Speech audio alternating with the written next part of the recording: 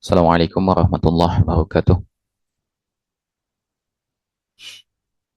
Innal hamdalillah nahmaduhu wa nasta'inuhu wa nastaghfiruh wa na'udzu billahi min shururi anfusina wa min sayyiati a'malina. May yahdihillahu fala mudilla lahu wa man yudlil fala hadiya lahu. Asyhadu an la ilaha illallah wa la syarika lah. Asyhadu anna Muhammadan abduhu wa rasuluh.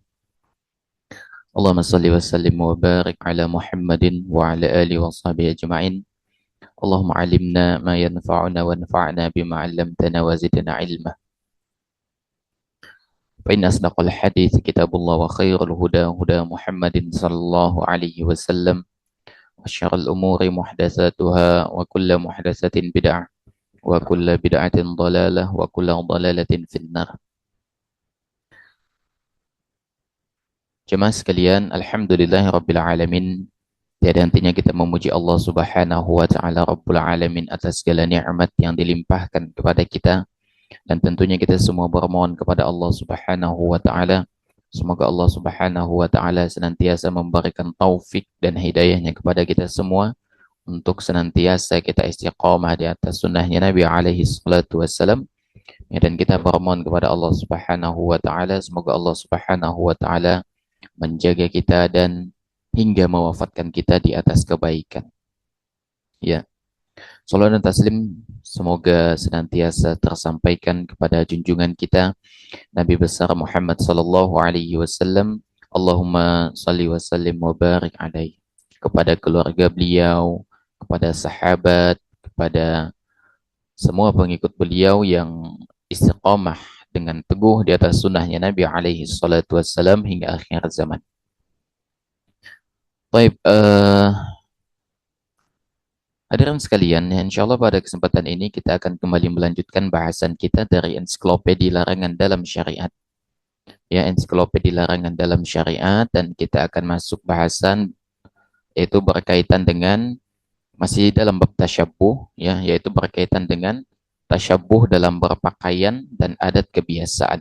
Ya, tasyabuh dalam berpakaian dan adat kebiasaan. Kembali anak ulang sedikit bahwasanya tasyabuh itu ya merupakan secara bahasa yaitu artinya menyerupai. Artinya ada sesuatu yang dijadikan sebagai panutan, ya, percontohan begitu. Ya tasyabuh. Ya. Adapun secara istilah syar'i, ya tasyabuh itu adalah ya meniru atau menyerupai orang kafir dalam hal-hal yang menjadi ciri khas mereka. Ya, ini lebih spesifik lagi, ciri khas mereka, baik dalam akidah, ya, ibadah, adat, ataupun di dalam gaya berpakaian. Ya, semua hal lah begitu yang menjadi ciri khas orang kafir, ya, dan itu kekhususan bagi orang kafir, ya, kemudian ditiru kemudian oleh orang Islam, maka jatuh dalam tasyabuh, jatuh dalam tasyabuh dengan syarat itu adalah kekhususan bagi orang kafir begitu. Ya, itu kekhususan bagi orang kafir. Jemaah sekalian, ya. Nah, tentu tasyabuh itu banyak sekali turunan-turunannya. Apa saja, ya. Dalam hal apa saja, ya. Dan pada kesempatan ini kita akan masuk itu dalam hal, ya, tasyabuh dalam berpakaian dan adat kebiasaan. Tasyabuh dalam, ya, berpakaian dan adat kebiasaan. Pertama akan kita bahas berkaitan dengan tasyabuh di dalam berpakaian. Ya, tasyabuh di dalam berpakaian. Ya. Yang menjadi sebuah penyakit di tengah-tengah kaum muslimin atau di tengah masyarakat adalah menganggap bahwasanya semua yang datang dari dunia barat, semua yang dicontohkan oleh orang barat itu adalah modernisasi. Dan semua yang datang dari wilayah Arab atau berbau Islam itu adalah bentuk kemunduran. Ini adalah sebuah penyakit yang belakangan ini memang berkembang di tengah-tengah masyarakat kita. Ya, artinya semua orang yang berusaha untuk menutup auratnya, perempuan misalnya, ya, menggunakan pakaian besar begitu, menggunakan cadar, ya, dianggap itu sebagai diskriminasi, dianggap itu sebagai bentuk apa? Kemunduran, ya. dianggap sebagai ajaran yang sudah lapuk dimakan zaman. Dan itu ya dihembuskan oleh orang Islam itu sendiri. Ya, kita nggak tahu apa faktor penyebabnya. Ya, tapi pada intinya semua statement yang mereka keluarkan itu menyudutkan ajaran Islam kemudian. Menyudutkan ajaran Islam kemudian. Termasuk dalam hal berpakaian. Ya, makanya ada sebuah keyakinan ya di tengah masyarakat kita. Semakin terbuka pakaiannya, semakin modern.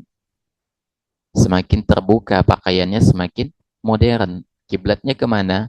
Ke barat. Kiblatnya ke barat. Padahal pertama, ya, jika kita ingin berpegang pada budaya ketimuran kita, maka orang timur itu gaya berpakaiannya itu adalah gaya berpakaian yang sopan, tidak mengumbar aurat, ya, tidak mengumbar aurat. Justru ketika kita ingin katakan jika semakin terbuka itu adalah menunjukkan modernisasi, maka hewan lebih modern, hewan lebih lebih modern, ya. Dan sejarah membuktikan, ya, maksud Ana sejarah ini maksudnya kayak manusia manusia primitif ya, meskipun dalam syariat kita nggak ada manusia primitif ya.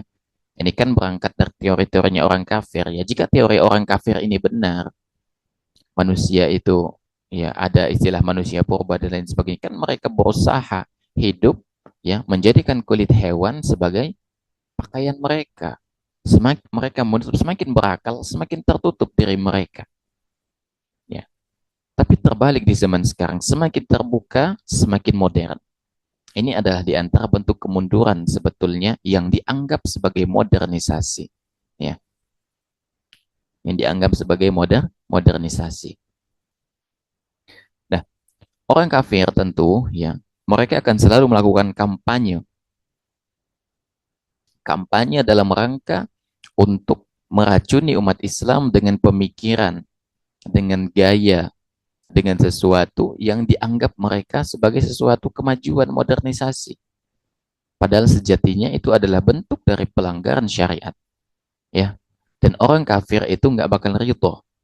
Orang kafir itu nggak bakal ridho kalau kita teguh di atas agama kita. Allah Subhanahu wa taala berfirman, "Walan tardu 'ankal yahud an-nasara hatta tattabi'a millatahum." Ya. Kata Allah Subhanahu wa taala, orang-orang Yahudi dan Nasrani itu tidak akan rela kepadamu sampai engkau mengikuti millahnya mereka. Ya, sampai engkau mengikuti millahnya mereka. Ya. Millah itu kan tidak sebatas hanya pada agama saja, tetapi pada pola pikir, keyakinan, kebiasaan, itu millah, ya. Itu millah. Ya, termasuk gaya berpikir, gitu kan? Oleh karena itu, orang Yahudi dan Nasrani akan berusaha mempengaruhi umat Islam dengan pemikiran, dengan model pakaian, dengan adat kebiasaan yang sejatinya itu menyelisihi ajaran Islam. Ya, dan itu terbukti. Ya, kemarin sampai masuk di berita nasional gitu kan. Ada seorang tokoh Yahudi ya yang tinggal di Amerika sana. Mereka berusaha untuk mengintervensi kurikulum pendidikan di Indonesia. Ya, itu udah viral kemarin sampai udah viral lah gitu. Ini menunjukkan bahwasanya mereka itu akan berusaha semaksimal mungkin untuk mengintervensi umat Islam dari semua sisi dengan kekuatan yang mereka miliki. Dan kita tahu sekarang media-media besar dunia ya itu mereka semua punya kendali. Mereka semua punya kendali. Maka semua informasi mereka bisa manipulasi sesuai dengan keinginan mereka gitu loh. Oleh karena itu di zaman ini kita harus lebih berhati-hati karena kita nggak tahu hadirin, kita nggak tahu ya. Bisa saja kita terpapar pemikiran mereka, bisa saja kita terpapar apa yang mereka sampaikan, padahal sejatinya itu adalah bentuk dari kerusakan. Termasuk di antaranya gaya berpakaian ini. Ya. Nah, kata Nabi alaihi salatu wassalam, ya, khaliful musyrikin, ahfus syawarib, wa auful liha. Kata Nabi SAW, selisihilah orang-orang musyrik. Tipiskan kumis dan panjangkanlah jenggot. Panjangkanlah jenggot. Ya, ini perintah Nabi alaihi salatu wassalam, ya, bahwasanya dari sisi penampilan harus ada penyelisihan dari orang kafir. Harus ada penyelisihan. Ya. Nah, kalau ditanya, loh, kan sekarang kita perhatikan orang-orang Yahudi memanjangkan jenggot mereka. Perhatikan dalam hadis Nabi yang lain bahwasanya orang-orang kafir itu tidaklah menyemir apa namanya? Memberikan warna pada rambut ataupun jenggot mereka, ya. Maksudnya perintah Nabi alaihi salatu wasallam agar menyemir rambut yang sudah beruban sebagai bentuk penyelisihan kepada orang yang di luar Islam yang juga memanjangkan jenggot misalnya. Gitu, ya. Ini perintah Nabi alaihi salatu wasallam, ya. Bisa saja ada sebagian dari ajaran Islam yang ternyata sejalan misalnya dengan ajaran orang Yahudi. Tapi Nabi SAW berusaha bagaimana dalam praktikalnya harus ada penyelisihan. Harus ada penyelisihan. Misalnya, seperti tadi itu apa? Memanjangkan jenggot. Orang Yahudi juga memanjangkan jenggot. Maka cara penyelisihan dilakukan umat Islam disemir. Disemir, dikasih warna gitu. Warna merah kehitam-hitaman gitu kan. Ya, kita udah tahu lah gitu kan perkara ini. Ya, meskipun sama, umat Islam harus berusaha melakukan penyelisihan di dalam berpakaian ataupun di dalam style lah gitu. Ya. Hadirin sekalian, ya. Di antara juga yang diperintahkan oleh Nabi SAW agar menyelisih orang kafir adalah berkaitan dengan masalah pakaian berwarna merah. Pakaian berwarna merah. Ya. Dari Abdullah bin Amr bin Al-As radhiyallahu anhu, ia mengatakan bahwasanya Nabi SAW suatu ketika pernah melihat Abdullah bin Amr bin Al-As gitu, yang sedang mengenakan dua pakaian dicelup dengan usfur, ya, bahan pewarna merah. Sebagian ulama mengatakan usfur ini adalah kekuning-kuningan, namun yang tepat adalah bahannya pewarna merah. Lalu apa kata Nabi SAW? Inna hadhi min thiyabil kuffar fala talbasha. Sesungguhnya ini adalah termasuk pakaian orang kafir, maka janganlah engkau mengenakannya. Ini diriwayatkan oleh Muslim, gitu kan? Ini diriwayatkan oleh Muslim. Dalam riwayat lain disebutkan dari Abdullah bin Amr juga, ya, bahwasanya Nabi SAW pernah melihatnya sedang mengenakan dua potong pakaian yang dicelup dengan fosfor atau warna merah. Maka kata Nabi SAW, A'umuka amuratka bihadza. Apakah ibumu yang menyuruhmu seperti ini? Ya. Qultu arsiluhuma. Ya, aku mengatakan, aku akan mencucinya. Lalu kata Nabi SAW, wal ahriqhuma. Ya, jangan, akan tetapi bakarlah, musnahkanlah. Ini diriwayatkan oleh Muslim. Ya. Nah, ini menunjukkan bahwasanya Nabi alaihi salatu wasallam, ya, melarang kita menggunakan pakaian yang berwarna merah. Namun di dalam hadis lain dari Al-Bara' radhiyallahu anhu, beliau menceritakan, ya, ma ra'aitu ahadan ahsana fi hullatin hamra'a minan nabiy sallallahu alaihi wasallam. Aku belum pernah melihat seseorang lebih bagus dari Nabi SAW, lebih tampan dari Nabi SAW ketika beliau mengenakan baju berwarna merah. Ini diriwayatkan oleh Al-Bukhari dan Muslim juga. Ya. Nah, hadis, ya, dari Abdullah bin Amr, kemudian hadis dari Al-Bara' radhiyallahu anhu ini seolah-olah ada kontradiktif gitu. Yang pertama, Nabi SAW melarang. Dalam hadis lain, ya, sahabat melihat Nabi SAW menggunakan pakaian merah, menggunakan pakaian merah. Ya. Oleh karena itu, para ulama berselisih pendapat berkaitan dengan hukum menggunakan pakaian berwarna merah. Yang pertama adalah terlarang secara mutlak. Pendapat pertama mengatakan bahwasanya pakaian merah itu terlarang secara mutlak berdasarkan hadis-hadis tadi, misalnya dari Abdullah bin Amr tadi. Ya. Kemudian pendapat kedua bahwasanya boleh memakai pakaian merah secara mutlak. Misalnya berdasarkan hadis dari Al-Bara itu tadi. Pendapat ketiga mengatakan bahwasanya makruh pakaian warna merah yang total merah gitu. Ya. Namun jika warna merahnya itu maksudnya tidak penuh gitu kan, maka diperbolehkan. Ini pendapat ketiga. Ya. Dan ini diantara yang diriwayatkan oleh Atta, ya, Imam Mujahid dan yang lainnya. Pendapat keempat ya makruh menggunakan pakaian merah ya secara mutlak ya jika bertujuan untuk perhiasan ataupun ketenaran. Tapi boleh jika dipakai di rumah atau di tempat kerja. Ya, ini adalah di antara pendapat yang dipilih Imam Malik, Ibnu Abbas dan yang lainnya. Ya. Artinya pendapat ini makruh kalau dia sebagai perhiasan atau sebagai pakaian syuhrah begitu, ketenaran. Tapi kalau memang ada perluan di situ untuk bekerja di rumah atau tempat kerja nggak ada masalah gitu. Kemudian pendapat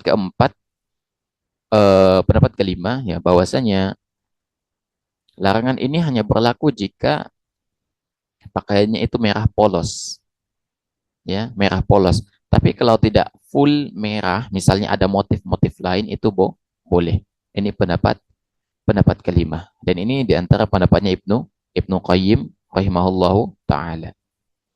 Kemudian pendapat keenam bahwasanya ya larangan yang dimaksudkan menggunakan pakaian merah ini maksudnya adalah makruh tanzih. Maksudnya masih dibolehkan begitu, bukan makruh tahrim. Ya. Itu adalah di antara khilaf yang terjadi di kalangan para ulama berkaitan dengan hukum menggunakan pakaian merah. Ada yang merinci, ada yang melarang secara mutlak, begitu kan? Ada yang membolehkan secara mutlak, ya. Ada yang membolehkan dengan syarat memang di situ ada keperluan, ya. Nah, lalu bagaimana pendapat yang lebih rojih? Mana pendapat yang lebih rojih sebetulnya? Disebutkan oleh Syekh Abdul Aziz Ar-Rajihi, beliau mengatakan bahwasanya pendapat yang lebih rojih, pendapat yang lebih kuat, ya, adalah pendapat kelima dan keenam. Ini adalah pendapat Syekh Muhammad bin Muhammad Al-Mukhtar Asy-Syinkiti gitu ya. Pendapat kelima dan keenam bahwasanya ya larangan tersebut hanya berlaku apabila pakaiannya merah mutlak. Merah mutlak dan hukumnya itu dibolehkan, bukan tidak ada larangan. Gitu kan? Oleh karena itu, kalau kita ingin menggunakan baju merah ya, maka usahakan jangan merah polos ya, tapi ada motifnya. Ya. Oleh karena itu, ya, meskipun para ulama ada yang membolehkan pakai baju merah, ada yang melarang, maka yang lebih utama bagi kita apa? Sebagai dalam rangka bentuk hati-hatian adalah kita keluar dari khilaf mestinya. Gitu kan? Yaitu kalau kita ingin menggunakan pakaian pakaian merah ya, apa namanya? Ingin menggunakan pakaian merah, maka gunakan pakaian yang tidak tidak polos merah begitu dalam rangka keluar dari khilaf ya. Ataupun menggunakan pakaian warna lain gitu untuk keluar dari khilaf, dan itu lebih lebih utama tentunya kita keluar dari khilaf.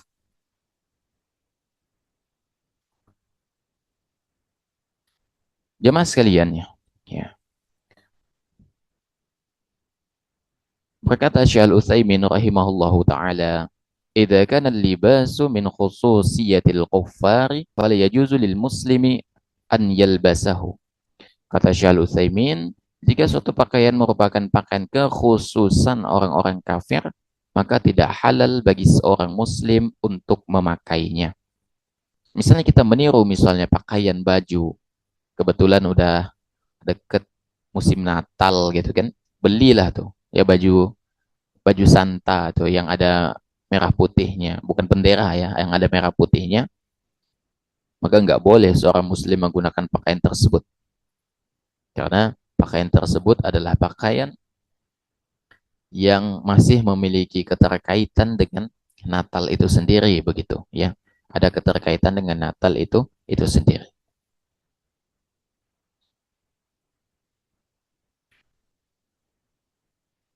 Dan dalil umum yang sering dibawakan yang berkaitan dengan tasyabbuh ini adalah man tasyabbaha biqaumin fahuwa minhum. Barang siapa yang menyerupai suatu kaum, maka dia termasuk bagian dari golongan-golongan mereka.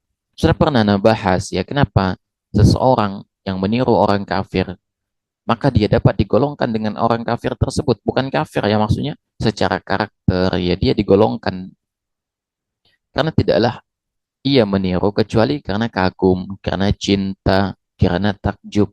Maka dia digolongkan dengan orang yang ia cintai. Anta ma'aman ahbabta begitu. Engkau bersama dengan orang yang engkau cintai.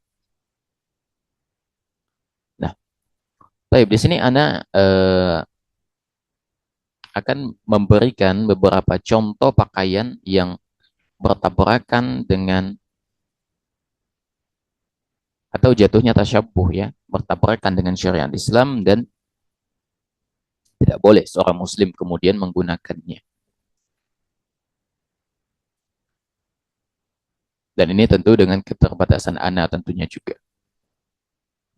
Yang pertama adalah ada pakaian yang haram untuk umat Islam gunakan adalah pakaian yang pakaian itu merupakan atribut atau syiar agama kafir.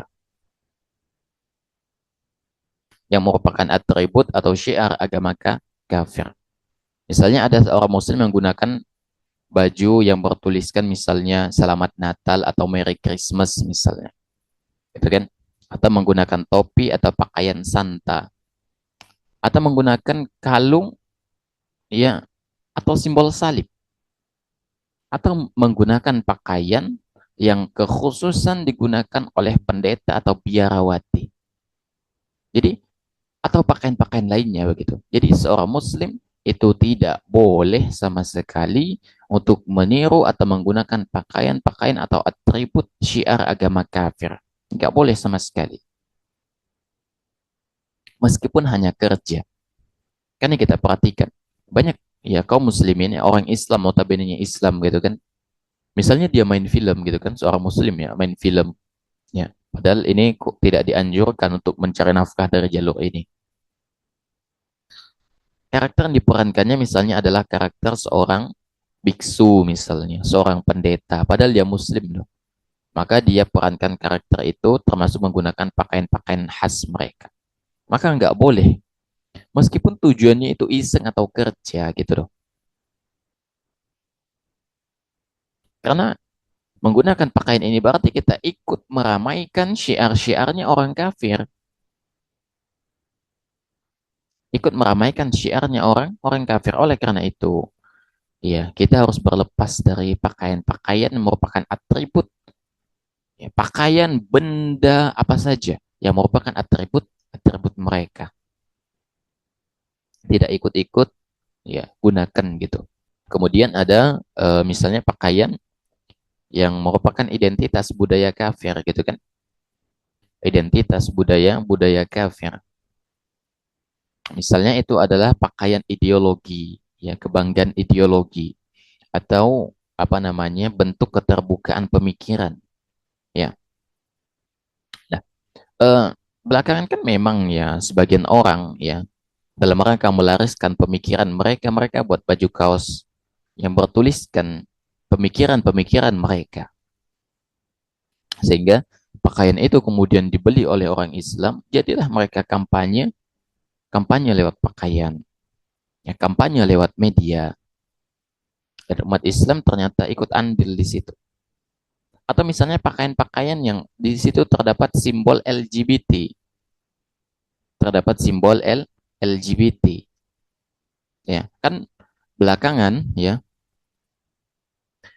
apa namanya lambang kalau zaman anak waktu kecil ya zaman anak waktu kecil pelangi itu adalah simbol dari keindahan ya pelangi itu adalah simbol dari keindahan ya anak ingat betul itu pelangi pelangi ciptaan Tuhan gitu kan nah tapi sekarang pelangi ini kan dibelokkan maknanya maknanya sudah belok ya LGBT, LGBTQ, ya, ada tambahan Q.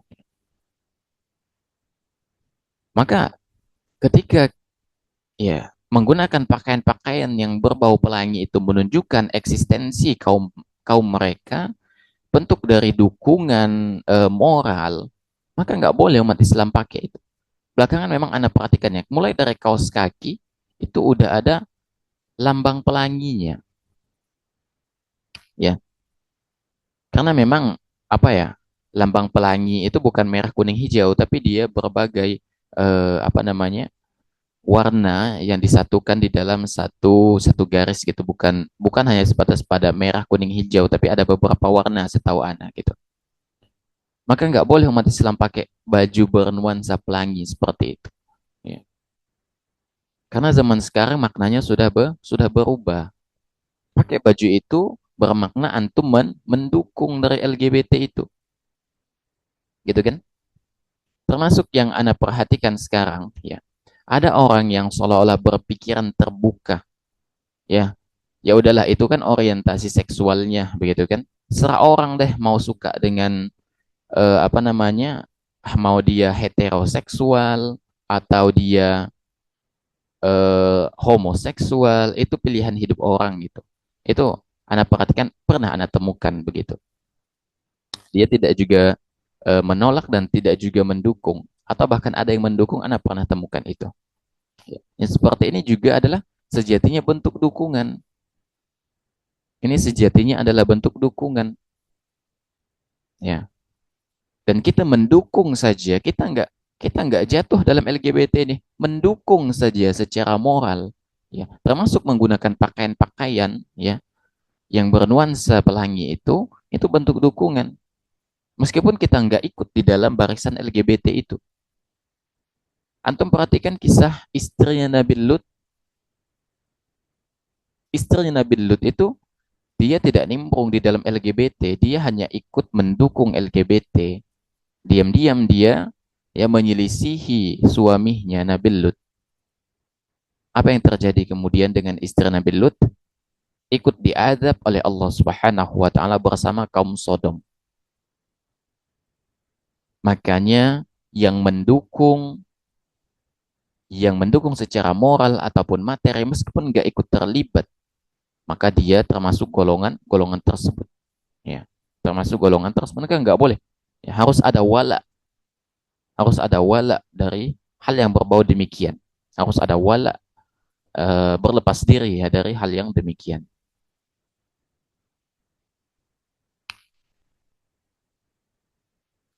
Kemudian kalau misalnya pakaian kayak kemeja gitu kan, celana bahan atau jas gitu kan, hoodie, itu itu bukan ya, itu bukan pakaiannya khas orang kafir, bukan, ya. Jangan antum kira itu adalah bentuk tasyabuh. Kecuali memang antum ingin tasyabuh misal dengan artis, oh kok bagus ya, mau beli ah gitu. Ingin mengidentifikasikan diri sesuai dengan orang yang antum cintai begitu. Maka itu bisa jatuhnya tasyabuh. Tapi kalau hanya sekedar memakai gitu kan. Karena kan kalau misalnya jas itu kan bukan lagi apa ya, simbolnya orang kafir, bukan lagi. Sudah umum digunakan gitu. Sudah umum digunakan. Ya. Namun demikian, meskipun memang kalau misalnya orang kafir pakai jas, kita pakai jas, berusahalah untuk melakukan penyelisihan. Misalnya dengan menambahkan simbol-simbol Islam misalnya, gitu kan? Nggak ada masalah, boleh saja gitu. Boleh saja menambahkan simbol-simbol Islam di situ, gitu kan? Ya. Apalah pakai kopiah kayak apalah gitu, ya. Kemudian, ya, yang merupakan bentuk tasyabuh juga kepada orang kafir itu adalah yaitu menggunakan pakaian ketat. Menggunakan pakaian ketat. Ingat ya, syarat pakaian yang boleh digunakan di dalam Islam itu diantaranya adalah tidak boleh ketat dan tidak boleh transparan. Tidak boleh ketat dan tidak boleh transparan dan menutup aurat. Menutup menutup aurat. Ini berlaku ya untuk laki-laki ataupun perempuan. Meskipun batasan auratnya beda. Ya laki-laki dan perempuan itu beda. Ini sudah pernah Anda bahas tentunya. Kata Nabi SAW, ya, ketika Nabi SAW itu diperlihatkan, ya, ada dua golongan yang ternyata penduduk neraka yang belum Nabi SAW pernah lihat. Di antaranya adalah nisaun kasiyatun ariyatun, yaitu wanita yang berpakaian tapi telanjang. Berpakaian tapi telanjang, gitu kan. Nah, di zaman sekarang kan banyak itu, ya. Ada wanita nih, ya. Ini bukan Anda melihat, tapi terlihat memang, ya, ada wanita yang dia olahraga di tempat umum, main volley atau apa, ya, pakai pakaian, ya, pakai celana pendek, terus disambung dengan kayak legging gitu ya, legging atau legging. Anda nggak tahu istilah pakainya itu yang apa namanya? Seperti kain tipis tapi dia itu melekat gitu di kulit gitu ya, pakai celana pendek, terus baru ada kain kain itu gitu. Nah, itu adalah di antara bentuk tasyabuh kepada orang kafir dan ya, itu percuma seperti itu. Pakainya kalau kayak gitu sama juga dengan membuka aurat, ya. Tasyabuh pada orang kafir, tasyabuh pada laki-laki pula, ya. Itu kan auratnya laki-laki yang seperti itu. Batasan aurat laki-laki. Wanita semua tubuhnya aurat kecuali muka dan telapak tangan. Muka dan telapak tangan. Ya, makanya kadang-kala itu ada geram gitu. Kalau ada sekumpulan perempuan gitu kan, pakai baju jersey pendek, pakai celana pendek, celana bola itu ya. Terus ini pakai kayak legging gitu ya. Sama nih dari paha sampai betis pakai itu, pakai jilbab. Itu percuma seperti itu pakaian model gitu. Itu percuma ya. Sama juga ya berpakaian tapi telanjang. Nisaun kasiyatun ariyatun ya. Wanita-wanita yang berpakaian tapi telanjang. Ya, ini ketat tipis ya. Makanya banyak contoh makanya ada legging ya, baju body fit gitu ya. Apalagi nih bagi yang laki-laki atau yang perempuan ada baju yang ngepres gitu ya. Saking ngepresnya sampai memperjelas paha bahkan kemaluan. Nggak boleh seorang muslim berpakaian seperti ini. Ya. Makanya semua pakaian yang bentuknya membuka aurat, bisa mengundang syahwat, atau menyerupai budaya orang kafir, budaya orang liberal, maka ya ditinggalkan. Ya. Ditinggalkan. Ya.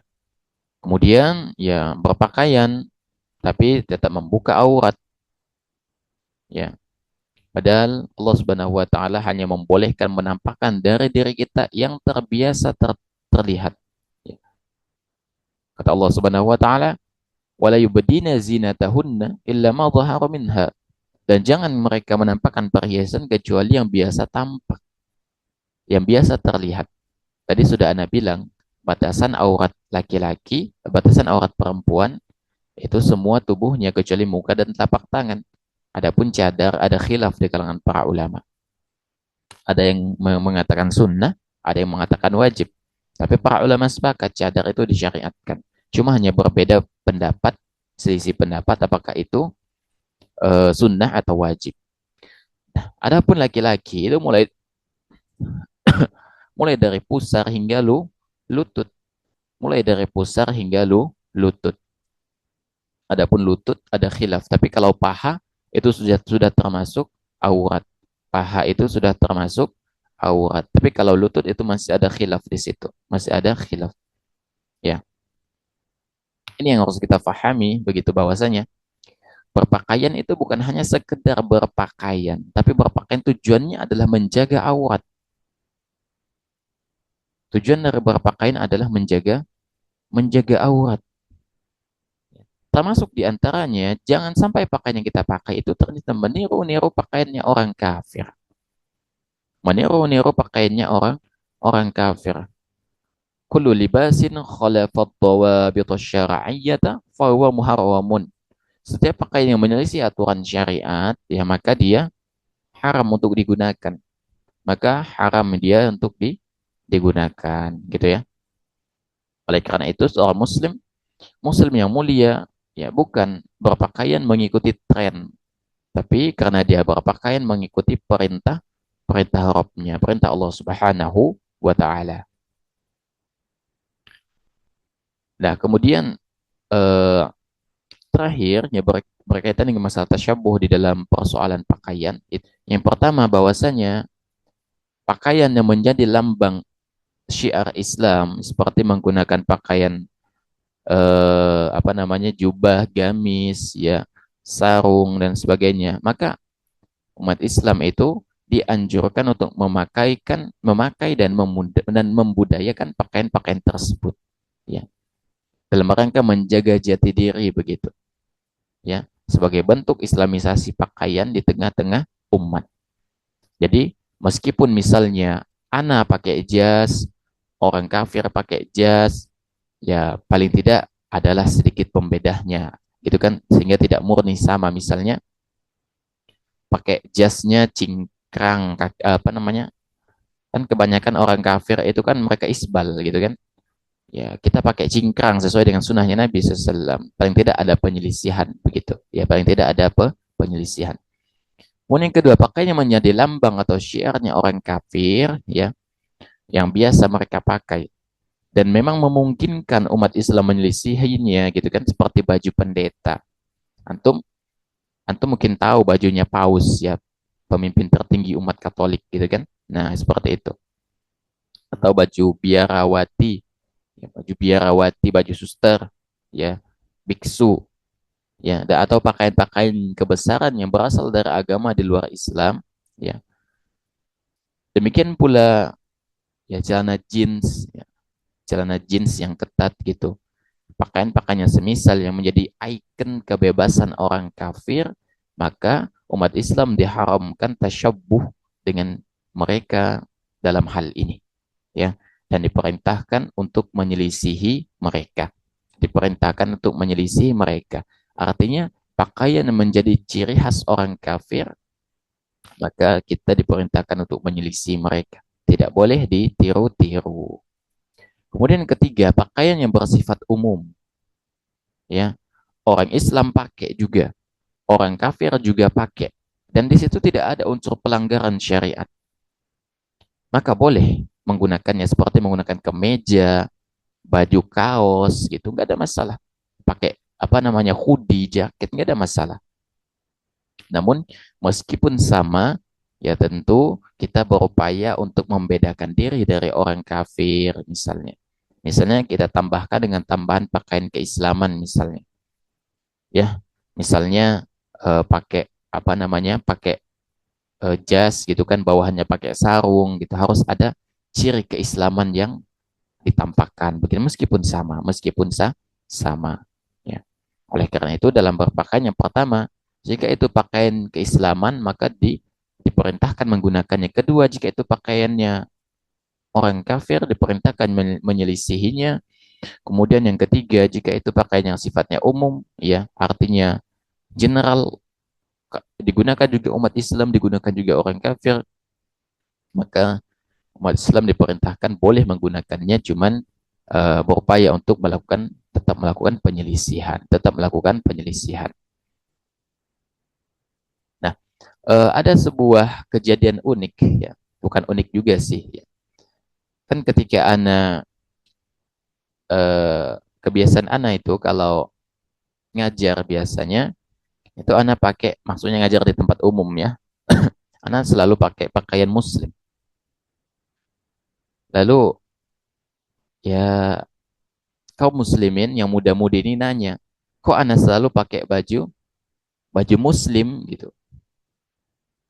Ya, ana bilang, ya kan ana muslim, makanya ana pakai baju muslim begitu. Terus ana tanya mereka, kalau antum semua bilang ada baju muslim, ada baju muslim, berarti ada baju kafir. Ada, kata mereka. Yang kayak gimana, ana tanya. Itu baju yang terbuka-terbuka itu gitu. Jadi sebetulnya yang ketat-ketat, yang terbuka-terbuka, mereka bilang.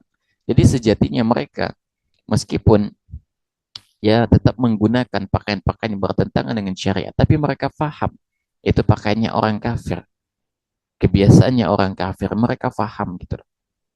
Fitrah mereka menunjukkan Ya, ini pakaian Islam, ini pakaian kafir. Bukan maksudnya pakaian kafir, maksudnya pakaian yang merupakan ciri orang kafir digunakan oleh orang kafir dan tidak sesuai dengan syariat Islam.